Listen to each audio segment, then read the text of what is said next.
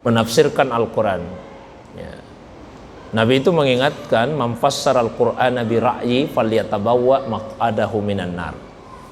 Barang siapa yang menafsirkan Al-Quran semata-mata dengan akal, pakai logika saja, maka siapkanlah tempat duduknya di neraka. Jadi tidak boleh tafsirkan Al-Quran itu hanya pakai logika saja, pakai akal saja.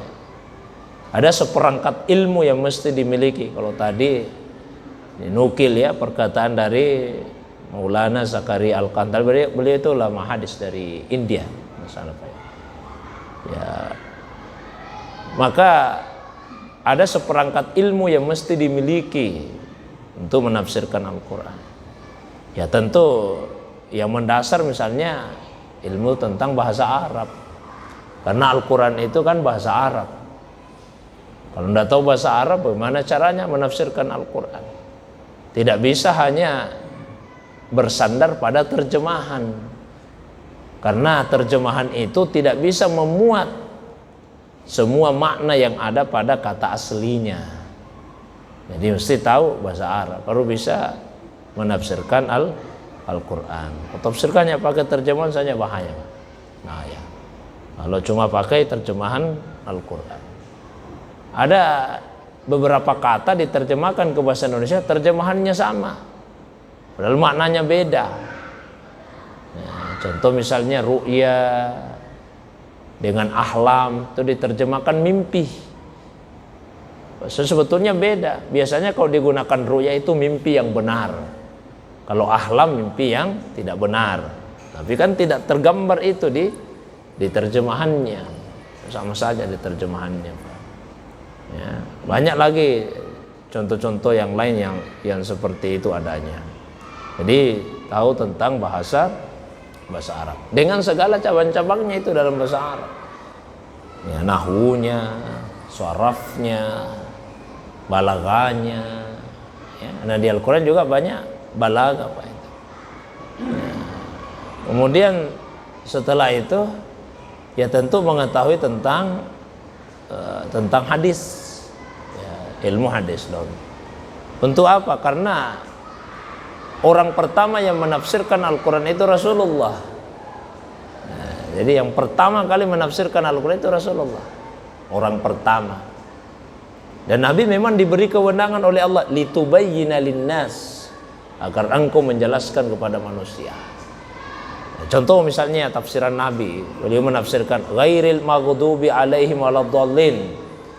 Kata beliau, al-maghdub itu orang Yahudi, ad-dallin itu orang Nasara. Itu tafsiran Nabi. Jadi yang dimurkai itu yang dimaksud orang Yahudi, yang sesat itu yang dimaksud orang Nasrani.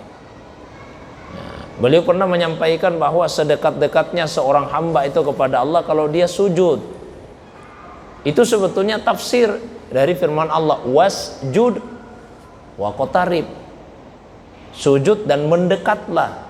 Nabi jelaskan bahwa apabila seseorang itu sujud, maka dia paling dekat kepada Allah SWT. Nah, Allah katakan bahwa sujudlah dan mendekatlah. Jadi mengetahui tentang ilmu hadis untuk bisa menafsirkan ayat-ayat Al-Quran itu. Kalau tidak paham tentang ilmu hadis, langsung pakai akal saja untuk menafsirkan Al-Quran. Tahu tentang ilmu sabab nuzul, ilmu tentang latar belakang turunnya ayat. Para ulama ulumul Quran seperti Imam Suyuti menyatakan bahwa inna ma'rifata asbabi nuzulil ayat tariqun qawiyun fi fahmil ayat. Sesungguhnya mengetahui latar belakang turunnya ayat adalah cara yang paling kuat untuk mengetahui tentang makna dari ayat tersebut. Ya, karena kalau kita tidak faham sebab nuzulnya, nanti kita bawa kepada pemahaman padahal tidak seperti itu yang dimaksudkan di dalam Al-Quran. Jadi tahu tentang latar belakang sejarah. Misalnya Pak, ada ayat yang mengatakan nisa'ukum harsul lakum fa'tu harsakum anna syi'tum. Istri itu adalah ladang bagi kalian, maka datangilah ladangmu dengan cara apa saja, tempat mana saja. Kan ada latar belakangnya itu. Jadi orang-orang Yahudi dulu, mohon maaf, mereka berpendapat bahwa, mohon maaf ya, ini untuk memahami ini. Jadi dulu orang Yahudi berpendapat kalau seorang suami dia mendatangi istrinya dari belakang, maka nanti anaknya itu akan juling matanya. Turun itu ayat tidak apa-apa, mau dari depan, dari belakang, yang penting tetap di tempat bercocok tanam itu. Itu turunlah itu ayat, nisaukum harsul lakum, seperti ladang. Silakan datangi mau dari depan, dari belakang, yang penting tetap pada tempat bercocok tanam tersebut. Itu tentang sabab nuzul. Tentu masih banyak ilmu-ilmu yang lain Pak, tapi itu sebagai gambaran bahwa betapa kita butuh banyak ilmu untuk menafsirkan. Jadi beda itu antara menafsirkan dengan menyampaikan tafsir.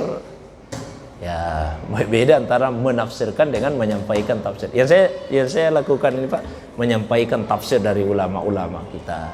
Saya baca di rumah tafsir Ibnu Katsir, tafsir Al-Maraghi dan sebagainya. Saya sampaikan penafsirannya itu. Bukan saya sendiri yang menafsirkannya. Saya kira itu Pak.